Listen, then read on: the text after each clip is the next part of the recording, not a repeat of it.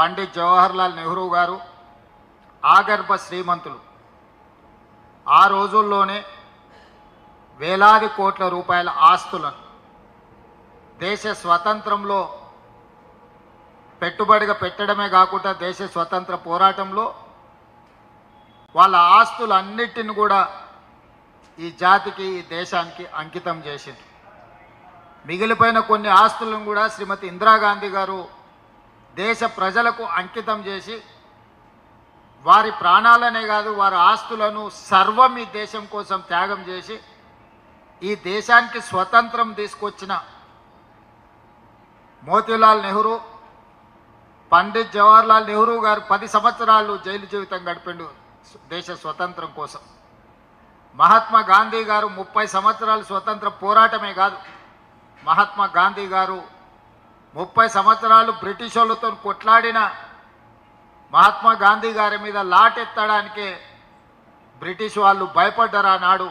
కానీ స్వతంత్రం వచ్చిన తర్వాత భారతీయ జనతా పార్టీకి సంబంధించిన వారసులు మహాత్మా గాంధీ గారిని దారుణంగా హత్య చేసిన రాజకీయ పార్టీ భారతీయ జనతా పార్టీ.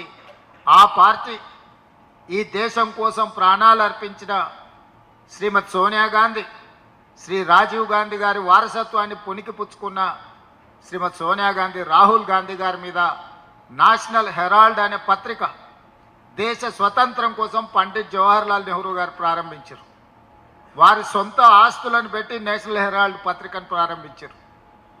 ఆ పత్రికను ఆనాడు ఉధృతంగా దేశ స్వతంత్ర పోరాటం జరుగుతున్నప్పుడు దేశం నలుమూలలు జరుగుతున్న పోరాటాలను ఆ పత్రికలో ప్రచురించి ప్రజలకు ఒక స్ఫూర్తిని, ఒక పోరాట నాయకత్వాన్ని రగల్చి ఈ దేశాన్ని ముందుకు నడిపించారు. అదే సమయంలో పండిత్ జవహర్లాల్ నెహ్రూ గారితో పాటు మహాత్మా గాంధీ గారు యంగ్ ఇండియా అనే పత్రికను కూడా నడిపి ఆ పత్రిక కూడా దేశ స్వతంత్ర పోరాటంలో క్రియాశీలక పాత్ర పోషించింది. ఈరోజు నేషనల్ హెరాల్డ్ పత్రిక ఆనాడు సిబ్బందిని తీసుకొని ఆ పత్రిక నడిపించడానికి పనిచేసిన వాళ్ళు తర్వాత స్వతంత్రం అనంతరం జరిగిన పరిణామాలలో చాలామంది సమాజంలో పెద్ద పెద్ద పారిశ్రామికవేత్తలు పత్రికలు టీవీలు పెట్టుకోవడం వల్ల నేషనల్ హెరాల్డ్ నడపడానికి కష్టమై మూతబడ్డది. ప్రైవేట్ పోటీని నేషనల్ హెరాల్డ్ స్వతంత్రం కోసం పోటీపడ్డ నేషనల్ హెరాల్డ్ పత్రిక ఈనాటి సమాజంలో ఉన్న పత్రికలతో పోటీ పడలేక మూతపడ్డది. అందులో చాలామంది పండిత్ జవహర్లాల్ నెహ్రూ గారి కాలం నుంచి అందులో ఉద్యోగాలు చేసిన వాళ్ళు, వయసు మీద పడ్డ వాళ్ళు వేరే దారి లేక ఆర్థికపరమైన ఇబ్బందులు ఎదుర్కొంటున్నప్పుడు రాహుల్ గాంధీ గారి దృష్టికి తీసుకొచ్చారు. దేశ స్వతంత్రం కోసం నడిపిన పత్రికలో పనిచేసిన సిబ్బంది వేరే ఉద్యోగ ఉపాధి అవకాశాలు లేక కుటుంబాలు గడవక ఆరోగ్యం క్షీణించి బ్రతకలేని పరిస్థితి ఉన్నది.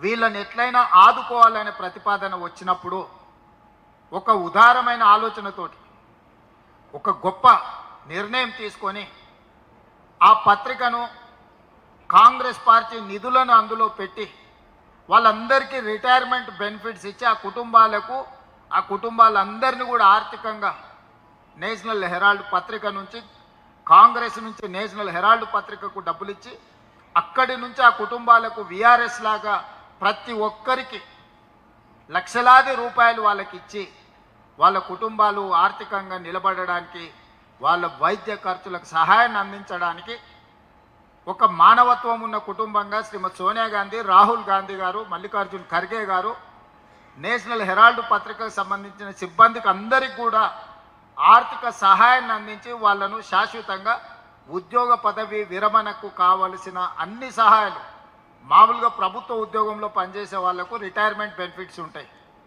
ప్రైవేట్ సంస్థలలో పనిచేసే వాళ్ళకు రిటైర్మెంట్ బెనిఫిట్స్ ఏ సంస్థ ఇవ్వడం లేదు. పని చేసినప్పుడు జీతం ఇవ్వడం తప్ప పని మానేస్తే జీతాలు ఇచ్చే పరిస్థితులు లేవు. ఎప్పుడో మూతబడ్డ నేషనల్ హెరాల్డ్లో పనిచేసిన సిబ్బందికి ఒక మంచి మనసుతోని, మంచి ఆలోచనతోని కాంగ్రెస్ పార్టీ నిధులను కేటాయించి వాళ్ళని అందరినీ కూడా ఆర్థికంగా ఆదుకున్నారు. తిరిగి ఆ పత్రికను రివైవ్ చేయాలి అని అంటే నడిపించడానికి అవసరమైన బోర్డ్ ఆఫ్ డైరెక్టర్స్ అవసరం ఉండి చాలామంది అందులో బోర్డులో ఉన్న వాళ్ళు చనిపోయింది లేరు. తిరిగి దాన్ని పునరుద్ధరించాలి అని అంటే ఆ బోర్డ్ ఆఫ్ డైరెక్టర్స్గా మల్లికార్జున్ ఖర్గే గారు, రాహుల్ గాంధీ గారు, అహ్మద్ పటేల్ గారు ఇట్లా కొంతమంది కాంగ్రెస్ పార్టీ నాయకులను బోర్డ్ ఆఫ్ డైరెక్టర్గా తీసుకున్నారు. ఎందుకంటే నేషనల్ హెరాల్డ్ పత్రికను తిరిగి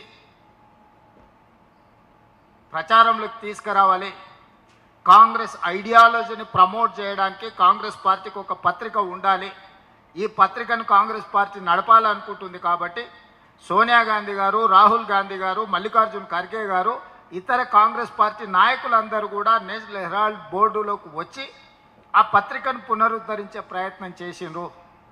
దానికి అవసరమైన షేర్ క్యాపిటల్కి సంబంధించి కాంగ్రెస్ పార్టీ నుంచి నిధులను బదిలీ చేసి ఆ నిధులను ఆ రిటైర్మెంట్ ఉద్యోగస్తులకు రిటైర్మెంట్ బెనిఫిట్స్ ఇచ్చి పంపించింది. ఇందులో ఏ ఒక్క రూపాయి కానీ ప్రభుత్వానికి సంబంధించింది ఇందులో లేదు. ఏ ఒక్క రూపాయి ఎవరు తమ జేబులోకి తీసుకోలేదు. ఆస్తులు నెహ్రూ గారివే, ప్రారంభించింది నెహ్రూ గారే. నెహ్రూ గారి వారసత్వంగా ఉన్న ఈ కాంగ్రెస్ పార్టీ ఆ పత్రికను నడపాలని ఆ పత్రికను ఈనాడు ఉన్న కాంగ్రెస్ పార్టీ మన కాంగ్రెస్ నాయకులను బోర్డులోకి తెచ్చి దానికి పెట్టుబడి పెట్టి తీసుకున్నారు. దీనికి మనీ లాండరింగ్ కేసు పెట్టి, ఈడీ కేసులు పెట్టి, ఇన్కమ్ ట్యాక్స్ కేసులు పెట్టి, కొత్త కొత్త కేసులు పెట్టి మానసికంగా సోనియా గాంధీ గారిని, రాహుల్ గాంధీ గారిని వేధించడమే కాకుండా గంటల కొద్దీ రోజుల కొద్దీ ఈడీ ఆఫీస్లో పిలిచి కూర్చోబెట్టారు. అయినా మానసిక ధైర్యాన్ని కోల్పోకుండా సోనియా గాంధీ గారు, రాహుల్ గాంధీ గారు ఈ కేసులను అన్నిటిని ఎదుర్కోవడం జరిగింది. వాళ్ళు భయపెట్టి లొంగ తీసుకోవాలనుకుంటే రాహుల్ గాంధీ గారు స్పష్టంగా చెప్పారు, మా కుటుంబం ఈ దేశం కోసం ఆస్తులనే కాదు ప్రాణాలనే ఇచ్చినాం. స్వతంత్రం వచ్చిన 75 సంవత్సరాలలో ఉండడానికి నాకు ఇల్లు కూడా లేదు. మేము ఎవరిది రూపాయి తీసుకో ఈ దేశం కోసం సర్వం ఇచ్చిన వాళ్ళని మమ్మల్ని మా మీద ఇలాంటి ఆరోపణలు చేస్తే అది మీ స్థాయి దిగజారుతుంది తప్ప మాకు పోయేదేమీ లేదు అని స్పష్టంగా రాహుల్ గాంధీ గారు తిరిగి మోడీ గారికి జవాబిచ్చారు. ఇప్పుడు ఓట్ చోరీ కార్యక్రమాన్ని రాహుల్ గాంధీ గారు తీసుకొని దేశ స్థాయిలో ప్రచారం చేసి దేశాన్నంతా సమన్వయం చేసి ఓట్ చోరీ ద్వారా ఏ విధంగా అయితే మోడీ, అమిత్ షా ఈ దేశంలో ఎన్నికలలో గెలుస్తుండ్రో ఆ ఎన్నికలను ఒక ఫార్స్గా మార్చిండ్రు, ఒక ప్రహసనంగా మార్చి గెలవడానికి అవసరమైన వాళ్ళకు వ్యతిరేకమైన ఓట్లను దేశవ్యాప్తంగా లక్షలాది ఓట్లను తొలగించి, మహారాష్ట్రలో 1 కోటి ఓట్ల దాకా తొలగించి, బీహార్లో 68 లక్షల ఓట్లను తొలగించి, ఏ రాష్ట్రంలో ఎన్నికలు ఉంటే ఎస్సీ, ఎస్టీ, బీసీ మైనారిటీలు మెజారిటీ కాంగ్రెస్ పార్టీతో ఉన్నారని వాళ్ళ ఓట్లను తొలగించి ఎన్నికల్లో నెగ్గాలని ప్రయత్నం చేస్తే ఓట్ చోరీ క్యాంపెయిన్ రాహుల్ గాంధీ గారు దేశవ్యాప్తంగా ఈ కార్యక్రమాన్ని తీసుకొని వెళ్ళారు. ఆ విషయాన్ని దృష్టి మరల్చడానికి ఈరోజు మళ్ళీ సోనియా గాంధీ గారి మీద, రాహుల్ గాంధీ గారి మీద కేసులు పెట్టారు. ఎందుకంటే పార్లమెంట్లో ఓట్ చోరీ మీద చర్చ జరగొద్దు, బీహార్ ఎన్నికలలో జరిగిన లోపాలను చర్చించొద్దని మళ్ళీ నేను ఈ మధ్యలో 4-5 రోజుల క్రితం సోనియా గాంధీ గారి మీద, రాహుల్ గాంధీ గారి మీద కొత్త కేసు పెట్టారు. అందుకే ఈరోజు తెలంగాణ రాష్ట్ర కాంగ్రెస్ పార్టీ ప్రతి కార్యకర్త ఈ ప్రభుత్వంలో, ఈ పార్టీలో, ఈ ప్రజలలో ఉన్న ప్రతి వాడు సోనియా గాంధీ గారి మీద, రాహుల్ గాంధీ గారి మీద, మోడీ, అమిత్ షా పెట్టిన అక్రమ కేసులను ఖండిస్తున్నాము. ప్రధానమంత్రి గారికి లేఖ రాస్తున్నాం. మీరందరూ గట్టిగా చప్పట్లతో ఆమోదం తెలపండి. తెలంగాణ రాష్ట్ర ముఖ్యమంత్రిగా, పిసిసి అధ్యక్షుడిగా, ఇన్ఛార్జ్ జనరల్ సెక్రటరీగా నరేంద్ర మోడీ గారికి, తెలంగాణ రాష్ట్ర ప్రజలమంతా గాంధీ కుటుంబానికి, సోనియా గాంధీ గారికి, రాహుల్ గాంధీ గారికి అండగా నిలబడతాం. అవసరమైతే ఎంత దాకైనా పోరాడతామనే రెజల్యూషన్ని మనం ఈ సభ ద్వారా సందేశాన్ని వారికి అందించాలి. భయపడే సమస్యనే లేదు, నిలబడి ఎదుర్కొంటామన్న సందేశాన్ని మోడీ గారికి, అమిత్ షా గారికి ఇవ్వదలుచుకున్నాం. మీరందరూ అండగా నిలబడండి. మోడీ, అమిత్ షా మీద కొట్లాడడం